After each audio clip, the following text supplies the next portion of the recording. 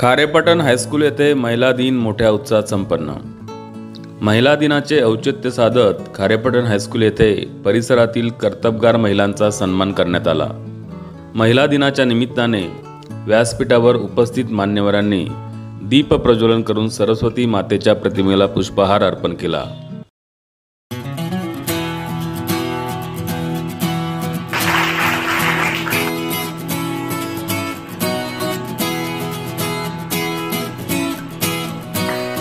पुष्पहार अर्पण केला जात आहे।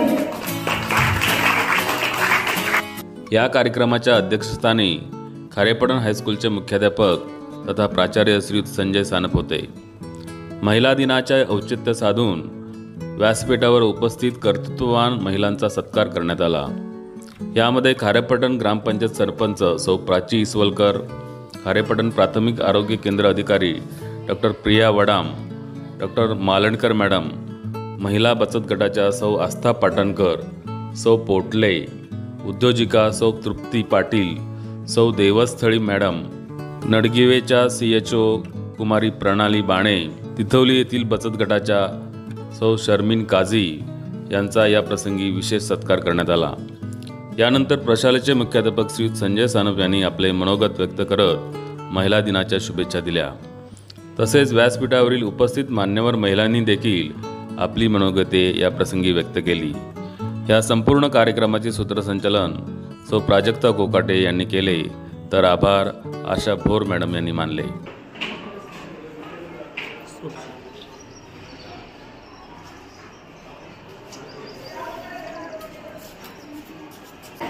सुस्वागतम सुस्वागतम सुस्वागतम। विद्यार्थी मैत्रिणींनो, आज 8 मार्च जागतिक महिला दिन आणि या जागतिक महिला दिनाचं औचित्य साधून आपण हा महिला दिन अतिशय उत्साहाने साजरा करण्यासाठी रायबागकर हॉलमध्ये उपस्थित आहात। आपल्या सर्वांच्या जीवनात भरपूर प्रकाश यावा, समृद्धी यावी म्हणून हा दीप प्रज्वलनाचा कार्यक्रम आणि ह्या दिव्याप्रमाणे आपलं आयुष्य देखील सतत इतरांसाठी, समाजासाठी कार्यरत राहो हीच ईश्वरचरणी प्रार्थना। इथे मान्यवरांच्या हस्ते दीप प्रज्वलन होत आहे। सर्वांनी टाळ्या वाजवायच्या आहेत।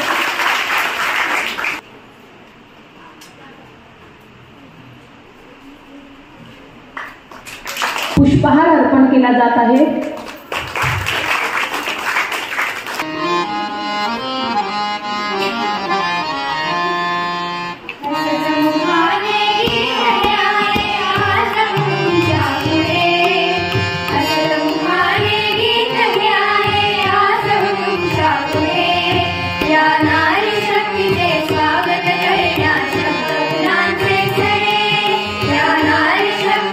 स्वागत करण्या शब्द फुलांचे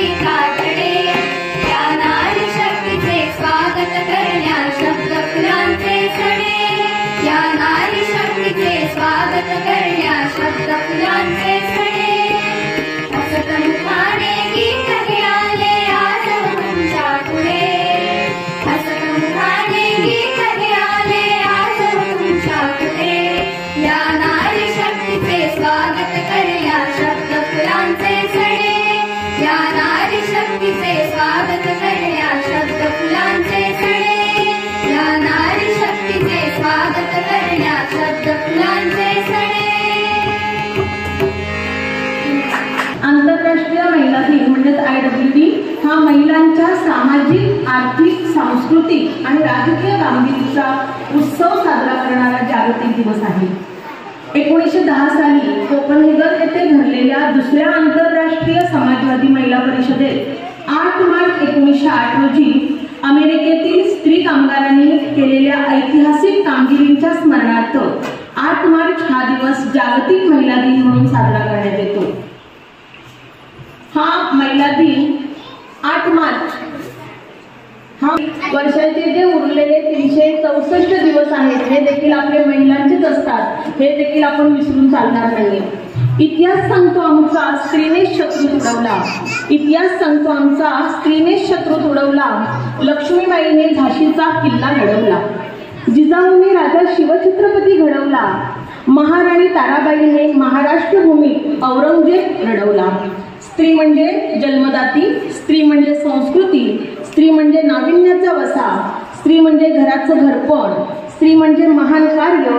अशा या स्त्रीला मानाचा मुजरा. पुन्हा माझ्या सर्व समस्त भगिनींना आजच्या 8 मार्च महिला दिनाच्या अगदी मनपूर्वक शुभेच्छा. आपण शिकल्याचा फायदा काय होणार आहे बघा, आपण स्वतःच्या पायावर उभं राहणार आहे. ही परंपरा, आपण चांगली परंपरा शिक्षण घेण्याची ही आपण अंगीकारली आणि 200 वर्षातच एवढा फरक पडला, 150 वर्षात. आणि ही मला वाटतं आमची पहिली दुसरी पिढी असेल. 1-2 पिढीच्या आपल्या आजींच्या काळात शिक्षण फारसं नव्हतं. 50 वर्षापूर्वी माझी आजी असेल, माझी आई असेल, ती एवढ्या शिकलेल्याच नाहीत. परंतु आता तुम्ही सगळ्या शिकताय. आता कुठलीही मुलगी घरात बसत नाही. आणि याचा परिणाम अजून 50 वर्षांनी असा दिसेल की महिला या प्रत्येक ठिकाणी, जसं आज अमेरिकासारखा देश असेल किंवा युरोपियन कंट्रीज असतील, तसंच स्वतःच्या पायावर उभी राहिलेली कर्तृत्ववान महिला आपल्याला भविष्यकाळात जर घडवायची असेल तर तुम्ही काय केलं पाहिजे, सगळ्या महिलांनी शिक्षण घेतलं पाहिजे. आणि ज्योतिबा फुले असतील, सावित्रीबाई फुले असतील, यांना जाणवलं की जोपर्यंत घरातली महिला शिकत नाही तोपर्यंत घराची सुधारणा होत नाही. आणि जर घर सुधारणार नाही तर समाज सुधारणार नाही, देश सुधारणार नाही. ही वस्तुस्थिती आहे. ही जगाचा उद्धार करणारी अशी स्त्री आहे किंवा आपल्या कुटुंबाचा उद्धार करणारी स्त्री आहे. ज्यावेळेला सगळ्या कुटुंबाचा उद्धार, चांगलं शिकवण्याचं काम, चांगलं शिक्षण देण्याचं काम आईशिवाय दुसरं जगातलं कोणीही करू शकत नाही, असं कोणीतरी म्हटलेलं आहे. त्यामुळे आई ही आपल्याला चांगलं शिकवते. आई कुठलाही द्वेष शिकवत नाही. आई कुणाचा मत्सर करावा असं शिकवत नाही. आई कुणाविषयी भांडणतांडा करा असं शिकवत नाही. आणि मग ही आईच ज्या वेळेला शिकेल, तिचंच ज्या वेळेला शिक्षण होईल, ती स्वतःच्या पायावर उभी राहील, त्यावेळेला खऱ्या अर्थानं आपला संपूर्ण देश बदलायला वेळ लागणार नाही. आणि भविष्य काळात तुम्ही चांगलं शिक्षण घेऊन एका मोठ्या पदावर समाजात मानानं, प्रतिष्ठेनं जगावं. आणि त्याचबरोबर मग या देशाचाही त्याच पद्धतीनं विकास व्हावा, या हेतूनं तुम्ही सर्व मुलींनी, महिला दिनाच्या तुम्हाला शुभेच्छा आहेतच, चांगलं काय करायला पाहिजे, आपण शिक्षण घ्यायला पाहिजे. आणि ह्याच आमच्या सगळ्यांकडून, तुमच्याकडून अपेक्षा आहेत. पुन्हा एकदा व्यासपीठावर उपस्थित असणाऱ्या सर्व सन्माननीय महिलांनी आपापल्या क्षेत्रात उत्तुंग कामगिरी करत राहावं. असंख्य अडथळे येतात, अडचणी येतात, संकट असतात. त्याच्यावरती, संकटांवरती मात करण्याचं बळ त्यांना मिळत राहो. आणि येणाऱ्या अडचणींना मात करून, मार्गक्रमण करून आपापल्या क्षेत्रात उज्ज्वल भवितव्य निर्माण करून एक समाजासाठी आदर्श ठरावे अशा अपेक्षा व्यक्त करतो आणि थांबतो. थँक्यू. आता तुम्हाला सांगायचं इथे, म्हणजे मी काही असं तयारी करून आले नव्हते. मॅडमांनी अचानकच मला कॉल केला काल आणि मॅडम थोडंसं बोला म्हणून, मुलींना मार्गदर्शन करा. तर मला असं सांगायचं, आता जे तुमचं अडोलेसन्स एज आहे, म्हणजे तुम्ही बालवयातून थोडंसं तारुण्याकडे जात आहात. तर ह्याच्यात तुमचे जे हार्मोन्स असतात ते खूप पीक लेवलला असतात. जेव्हा मुली अडोलेसन्स एजमध्ये जातात तेव्हा हार्मोन्स खूप पीक लेवलला असतात. आणि अशा वेळेस तुमच्याकडून बऱ्याचशा गोष्टी, म्हणजे ज्या तुम्हाला लक्षातही येत नाहीत मुलींना, की अट्रॅक्शन म्हणा किंवा तुम्हाला मासिक पाळी दरम्यान जे काही त्रास, तेच झालं की कंटाळा येतो. त्यामुळे मी जरा वेगळं असं सांगेन की तुम्ही अभ्यास करा भरपूर. आत्ता तुमचं सगळा फोकस अभ्यासावर असू दे. अभ्यास करा, शरीराची काळजी घ्या, तब्येतीची काळजी घ्या. तसंच माणुसकी म्हणून इतरांनाही काही मदत करण्याची तुमची तयारी ठेवा. काही कोणी अडचण असेल काय असेल फक्त माणूस बघून करायचं आणि त्याप्रमाणे माणुसकीची ही जोपासना करून त्यांना मदत करायची.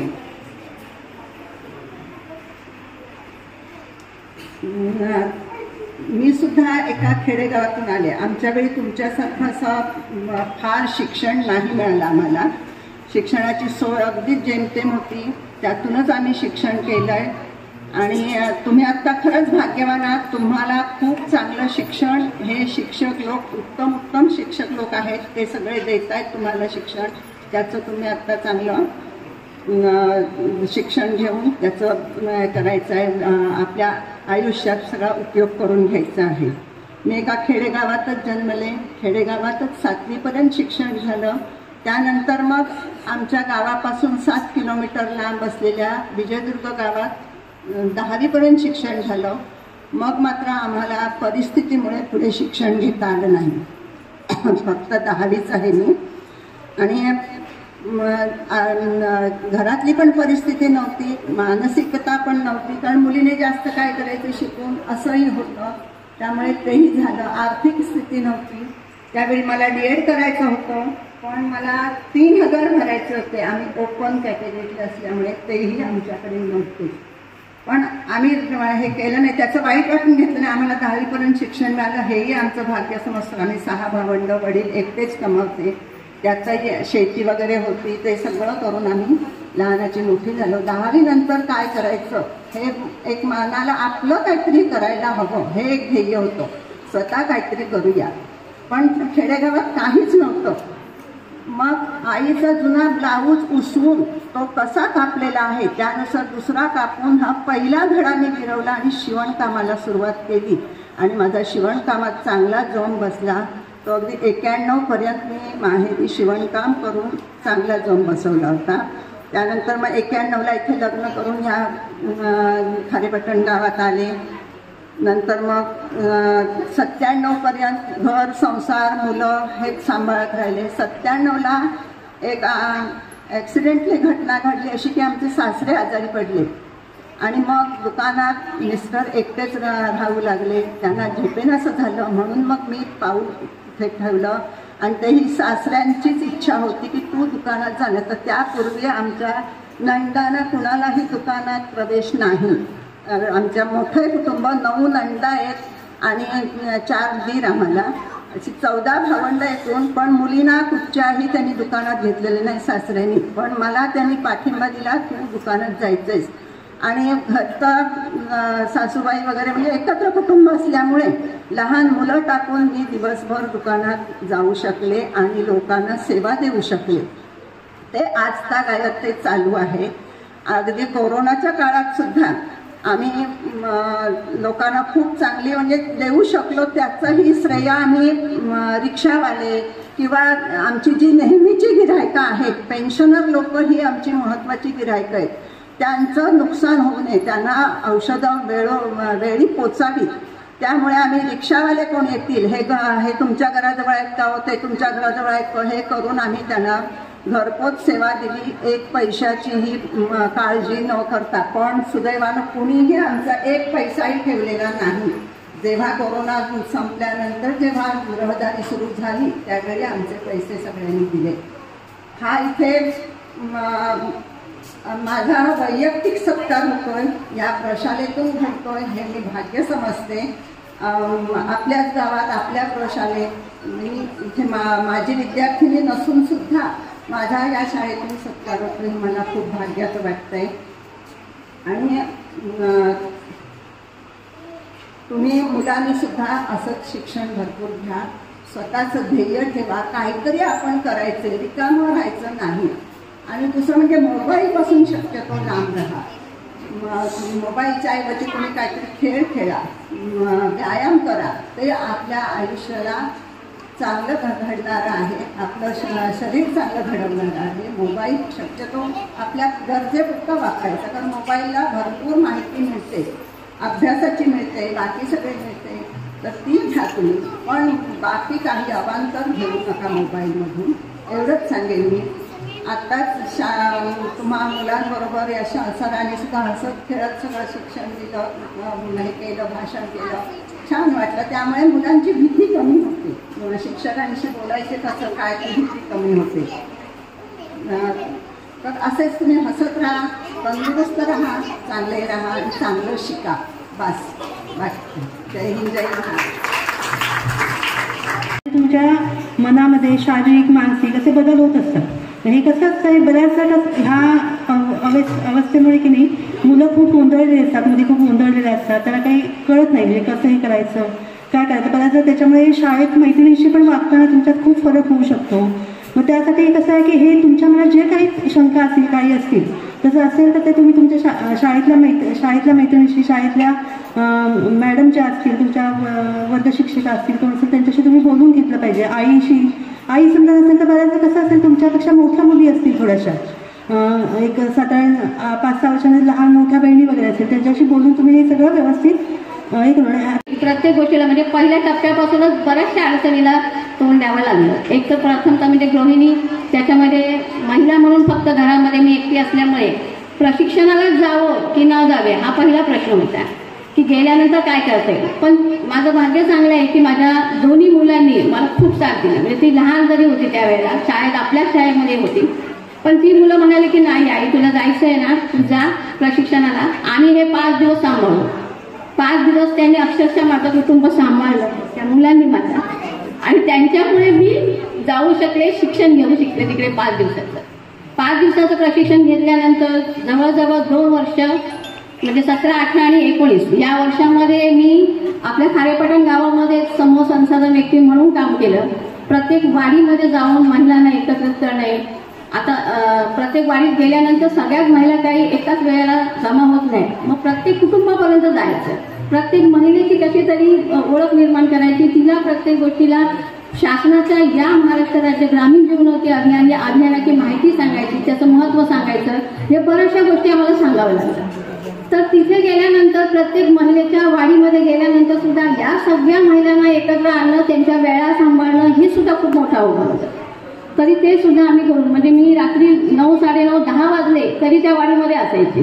हळूहळू सगळ्यांची मैत्री करत गेले, प्रत्येकीला जवळ करत गेले, बोलत गेले, आणि त्यानंतर माझ्याकडे खारेपाटणमध्ये 17 गटांची मी निर्मिती केली. म्हणजे जवळजवळ 170 महिला माझ्या समूहाच्या माध्यमातून एकत्रित झाल्या.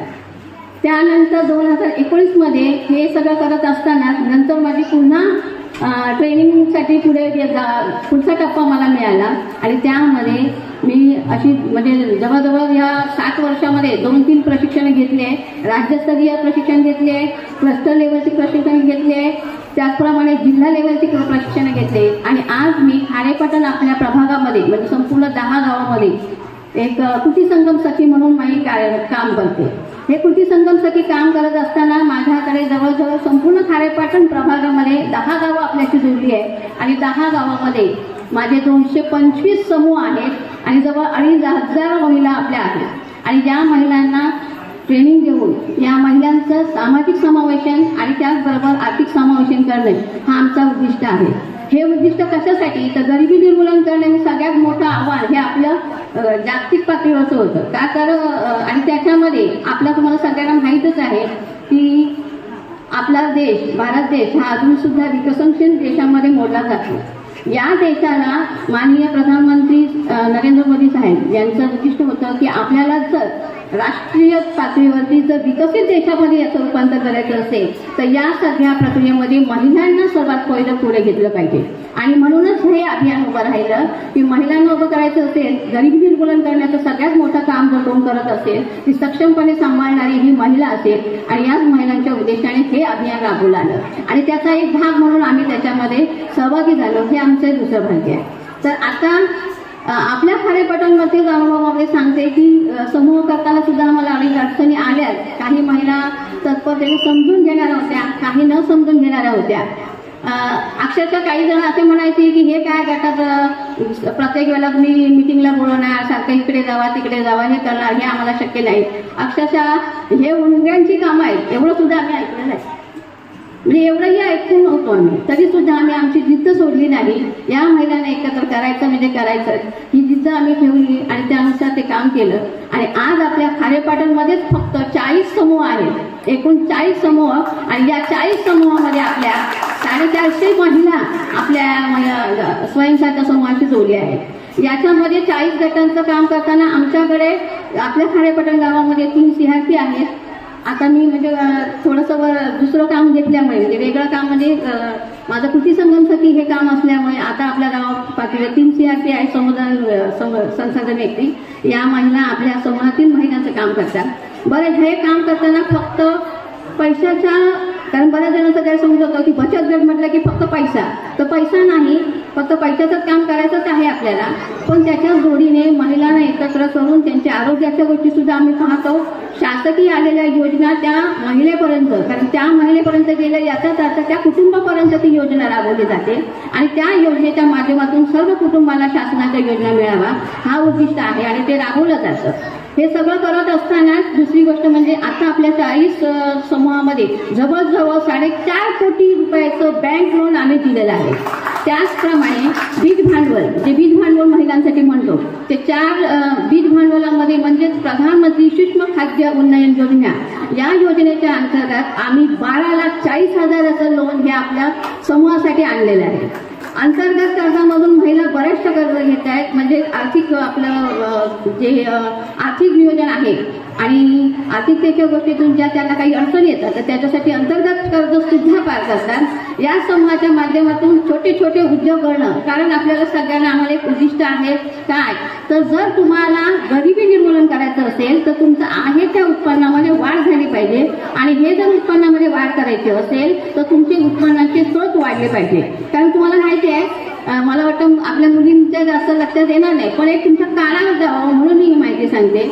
घरातल्या कुटुंब चालवत असताना फक्त पुरुष हा आपला एक बाबाच फक्त कमवणारा असतो, पण खाणारे आपण 4-5 जण असतो. त्याच्यामुळे काय होतं, हे आर्थिक जे आपलं कुटुंबाचं बॅलन्स असतो तो कुठेतरी कमी होतो. मग महिलांचं आपलं हेच उद्दिष्ट आहे की तुमचे उत्पन्नाचे स्रोत जास्त वाढले पाहिजे, पैसा कसा जास्त येईल याकडे लक्ष दिलं पाहिजे, पण तो चांगल्या मार्गाने. तर त्याचं नियोजन करण्यासाठी आपण या महिलांना प्रशिक्षित करतो की कसं तुम्ही त्याच्याचे शासकीय लाभ घेऊन तुम्ही त्या तुमच्या कुटुंबातला आर्थिक व्यवस्थेला हातभार लावणार आहात किंवा त्यांची पातळी उंचावणार आहात. तर या गोष्टीचं प्रशिक्षण दिलं जातं. इथे अजून एक सांगते की या सगळं करत असताना आता आपल्या खारेपाटणमध्ये बरेचसे समूह हे व्यवसायाच्या दृष्टीने पुढे येत आहेत. त्याच्यातलाच एक समूह म्हणजे तुम्हाला नंतर मॅडमांनी आज इथे त्यांचं नाव सुद्धा घेतलंय की एक पोटलेताई आहेत, त्यांचा समूह आपला आहे श्री समर्थ कृपा समूह, हा कोकम व्यवसाय करतो. त्यांची उलाढाल ही कोट्यावधीच्या घरात आहे. तो समूह जो करतो म्हणजे ते 10 जणींचं कुटुंब आज लखपती दिदीच्या वाटेवर आहे. त्याचप्रमाणे सागराई सारखा समूह रामेश्वर नगरचा आहे, तर तो सुद्धा समूह पापड वगैरे यासारखे पदार्थ करतो. त्यांचाही समूह खूप छानपैकी चालतो. असे त्याचप्रमाणे मसाले करणारा व्यवसाय आहे, तो सुद्धा आपल्या खारेपाटणमध्ये आहे. पापडाचे 2-3 युनिट आहेत. एक आपला शेतीवरती आधारित समूह आहे, तो आपल्या कोणवाडीमध्ये आहे. असोटे कोणवाडी इथे करतो. म्हणजे असे अनेक कार्यरत समूह आपल्या खारेपाटणमध्ये आहेत, त्याच्यामध्ये महिला सक्रिय काम करतात. आता ही झाली आमची वाटचालीचा एक दृष्टिकोन, एक छोटासा प्रकाश टाकला. मला आजच्या महिला दिनाच्या निमित्ताने हे सांगायचं असेल महिलांना की तुम्ही सगळ्यांनी, म्हणजे सगळ्या महिला असू दे किंवा तुम्ही मुली असू दे, तुम्ही सगळ्यांनी स्वप्न पाहायचे आहे आणि अगदी आनंदाने जीवन जगायचं आहे. जीवन हे एकदाच मिळतं आणि ते जीवन जगत असताना खूप आनंदाने जगायचं. प्रत्येक गोष्ट ही स्वच्छंदपणे करा. सगळ्यात आणखी दुसरे म्हणजे स्वप्न पाहताना ही स्वप्न झोपेत बघू नका, तर स्वप्न ही उघड्या डोळ्याने बघा, कारण उघड्या डोळ्याने बघितलेली स्वप्न ही नेहमी खरी होतात. आणि त्याच्यासाठी जिद्द आणि जे धैर्य लागतं तर ती शक्ती तुमच्यामध्ये आपोआप येणार आहे. त्याच्यासाठी तुम्ही स्वप्न पहा आणि ते स्वप्न पाहण्यासाठी जिद्दीने तयार व्हा. दुसरं एक याच्यामध्ये एक छोटंसं उदाहरण सांगेल.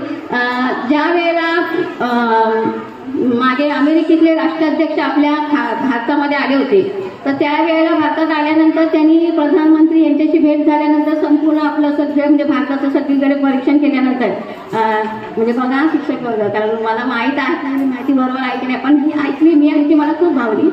तर त्यावेळेला राष्ट्राध्यक्षांना जेव्हा प्रधानमंत्र्यांनी विचारलं की आपल्या भारताचं सगळ्यांचं प्रगती बघून तुम्हाला काय वाटतं, तर त्यावेळेला राष्ट्राध्यक्ष म्हणाले होते की तुमच्या भारतातली माणसं खूप प्रेमळ आहेत, खूप कष्टाळू आहेत आणि प्रामाणिक आहेत आणि तुमच्यामध्ये पैसा कमवण्याची खूप मोठी जास्त जिद्दीची शक्ती आहे, हे सांगितलं. मग म्हणतात मग तुमच्या आणि आमच्या माणसामध्ये काय फरक आहे, तर ते म्हणाले की जसं तुमच्या महिला माणसांमध्ये प्रामाणिकपणे आहे, कष्टाळूपणा आहे, जिद्द आहे, तर तसंच आमच्याकडे फक्त हाच फरक आहे की आमच्याकडची माणसं ही पैसा कमवत नाही तर पैसा निर्माण करतात.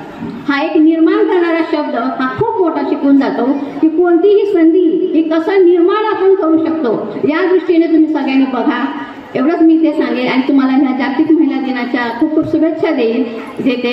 आणि प्रशासनाने आणि सन्माननीय संपूर्ण वर्ग शिक्षक वर्गाने आणि प्राध्यापक सानप सरांनी इथे आम्हाला बोलवलं, आमच्या जतची सत्कार केला, त्याबद्दल त्यांचे आभार मानते आणि थांबते. धन्यवाद. धन्यवाद मॅडम. सक्षम आणि कर्तृत्ववान असं भविष्य आज आमच्या समोर इथे बसलेलं आहे. माझ्या सर्व उमलत्या कळ्यानं पुन्हा एकदा तुम्हाला शुभेच्छा देते. मला माहिती आहे तुमच्या गाड्यांचा वेळ झालेला आहे, त्याच्यामुळे मी जास्त वेळ घेणार नाही आहे, कारण इथे बसलेल्या सर्वच महिलांनी आपले अनुभव तुम्हाला सांगितले आहेत. मुलींनो, आज तुम्ही पाहिलं असेल की इथे ज्या ज्या स्त्रिया उभ्या राहिल्या आणि या सर्व आपल्या गावातल्या आहेत आणि यांनी जे आपले अनुभव तुम्हाला सांगितले, या सगळ्याच खूप काही शिकलेल्या नाही आहेत. त्यांचं सगळ्यांचंच ग्रॅज्युएशन झालं नाही आहे किंवा खूप शिक्षण झालंय असं नाही, पण यांनी जे अनुभव घेतले, यांनी जी जिद्द बाळगली, त्या जिद्दीमुळे त्या पुढे आल्यात आणि आपल्या कर्तृत्वाचा ठसा आपला उमटवलेला आहे. ही जिद्द तुम्ही बाळगायची आहे. आस्था मॅडमचं भाषणही तुम्ही ऐकलं असेल, त्या इतकं सक्षमपणे बोलल्या. मला सर पण म्हणाले की आस्था मॅडम किती छान बोलतात, कारण त्यांचं तसं कर्तृत्व आहे. त्या कर्तृत्वामुळे त्या बोलू शकल्या आणि हेच कर्तृत्व तुम्हाला करायचं आहे. आज आता तुमचं अभ्यासाचं वय आहे, छान अभ्यास करा आणि या आज ज्या महिलांनी आपल्याला आपले अनुभव सांगितलेले आहेत याच्यातून थोडंसं मार्गदर्शन घ्या. खरी सुरुवात तर आपल्या स्त्रींचा सन्मान करायची, आपण स्त्रियांनीच आपल्या स्त्रियांचा सन्मान करायचा आहे. तुम्ही आपल्या आईपासून करा. आई शिकलेली नसेल कदाचित किंवा कमी शिकलेली असेल किंवा शिकूनही ती कोणता व्यवसाय करत नसेल किंवा तिचं कुठे नाव नसेल, पण घरात आपल्या छोट्या छोट्या गोष्टी ती सांभाळत असते. म्हणून घरी गेल्यावर सर्वप्रथम आईला शुभेच्छा द्या आणि आईपासून स्त्रियांचा सन्मान करायला सुरुवात करा. आस्था मॅडमनी सांगितलं तुम्हाला की उघड्या डोळ्यांनी स्वप्न बघा. खरंच खेळा, मस्ती करा, मजा करा, पण एक स्वप्न आपल्या जिद्दीने बाळगा आणि तेच माझं स्वप्न मी पूर्ण करेन ही एक जिद्द ठेवा आणि त्यासाठी भरपूर प्रयत्न करा. खूप अडचणी येतील, खूप कोणी बोलेल, आपल्याला वाटेल की आता आपण हरलो, आता नाही, हे मला नाही होऊ शकत, पण पुन्हा पुन्हा त्याच्यासाठी प्रयत्न करा. जेव्हा आपण सतत प्रयत्न करतो ना, तेव्हा आपल्याला ती आपली इच्छा पूर्ण होतेच आणि परमेश्वर आपली ती इच्छा पूर्ण करतो. म्हणून नेहमी प्रयत्नशील राहा. जास्त काही बोलणार नाही. तुमच्या उत्तुंग भरारीला गगनही ठेंगणे भासावे आणि तुमच्या विशाल पंखाखाली सारे विश्व वसावे, एवढंच बोलेन. पुन्हा एकदा शुभेच्छा देते. खूप खूप धन्यवाद. तर आम्हाला इथे सन्मानित केलात आणि आज मला खूप बरं वाटलं.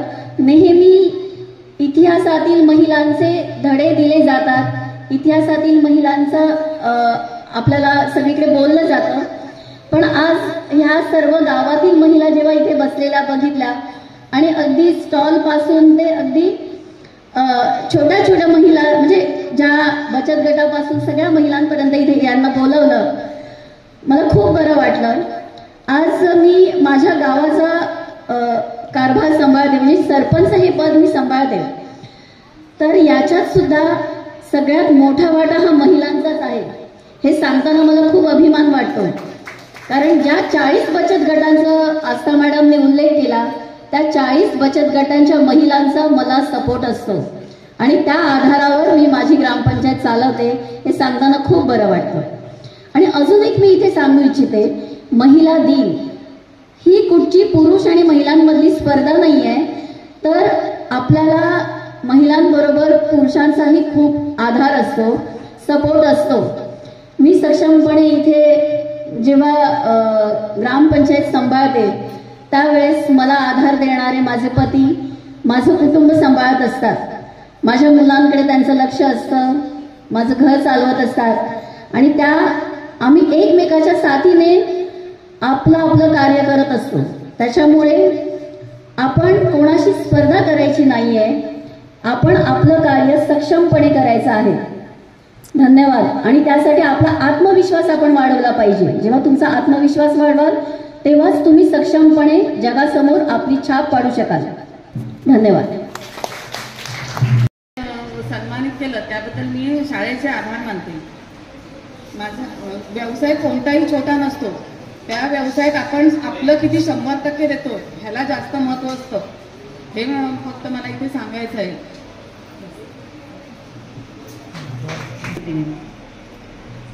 माझं नाव जागृती पोटले. खारेपाटणमध्ये माझा छोटासा कोकम युनिटचा धंदा आहे. म्हणजे व्यवसायच छोटा म्हणजे छोट्यातून मोठा माझा व्यवसाय झालेला आहे. तो म्हणजे माझा दिल्लीपर्यंत माझे प्रदर्शन आपलं कोकम युनिटचं प्रदर्शन लागलं होतं. त्याच्यामध्ये 56 आपल्या पूर्ण भारतामधून प्रदर्शन स्टॉल लागले होते. त्याच्यामध्ये आपला सिंधुदुर्गामधून आपला खारेपाटणमधून छोट्याशा गावातला हा स्टॉल मी तिथं प्रदर्शित केला होता. कोकममधून आपलं आतमध्ये ज्या बिया असतात त्याच्यापासून तेल बनवतात त्याचं प्रदर्शन आपण तिकडे दिल्लीला जाऊन आपण केलं होतं आणि ते आपण म्हणजे आता 2023मध्ये आपलं प्रदर्शन झालं. आणि या प्रदर्शनामध्ये मला म्हणजे भरपूर अशी